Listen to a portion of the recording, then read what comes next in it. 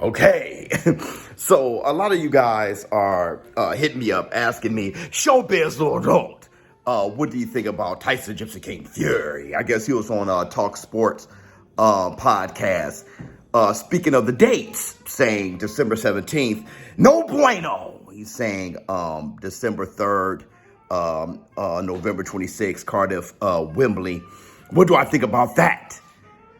And is he trying to get leverage? AJ wants to fight December 17th. Look, is he trying to get leverage? Maybe a little bit. But here's the thing. I don't think there's a date that he's offered that AJ Joshua shouldn't take. Yeah. Yo, Showbiz, is it too soon after the Usyk fight? Not at all. Not at all. Look, Harry Greb went 45-0 in 1 year. Sugar Ray Robinson fought 3 times in February, and 2 of those fights were against Jake LaMotta, losing his title, and then fighting Jackie Wilson, then regaining his title. And many people tell me all the time that boxing has evolved. How can these people fight 1,000,000 times in 1 year and boxing evolved? The fighters evolved, like the athlete evolved. No. Here's the thing. They didn't do as much sparring, okay? So if you look at sparring, if you hear the stories of Brian Norman Jr. and Gervonta Tank Davis, for example, going 30 rounds, sparring could be more damaging than a fight. People talk about James Toney. They think he had brain damage and stuff like that. I don't know.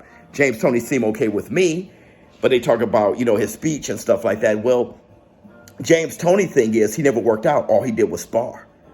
Many referees, including Steve Willis, saying that when fighters fight in the ring, they're not privy to any injuries that could have occurred in sparring. You have Customato saying that the reason why Iron Mike Tyson doesn't fight with headgear, spar with headgear, is because headgear can cause more damage. The extra weight on the head, stuff like that. When you look at AJ Joshua versus Alexander Usyk, Tyson Gypsy King Fury has a point.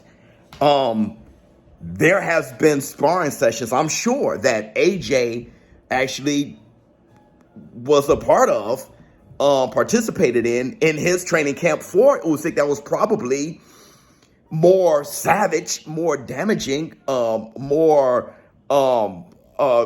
he probably took more damage in a sparring session preparing for Usyk than the Usyk fight itself. When you look at AJ after the Usyk fight, seemed like he had a lot of energy to me. Fighters fought more often before because after a fight like that, they'd take some time off. They'd just keep themselves, throwing punches and stuff like that. And then they're back in the ring because they're already in fighting shape. If you stay ready, you don't have to get ready. AJ's probably in more fighting shape than Tyson Fury. All honesty, he's probably in more fighting shape than Tyson Fury. If it's November, AJ would probably be more on his square with better muscle memory and rhythm than Tyson Fury, Team Fury. I hope you hear this. You may be speaking of an advantage for Anthony Joshua. With today's boxing culture, you may see this as a disadvantage, when in actuality, when it comes to physicality, this may be an advantage, swinging AJ's way.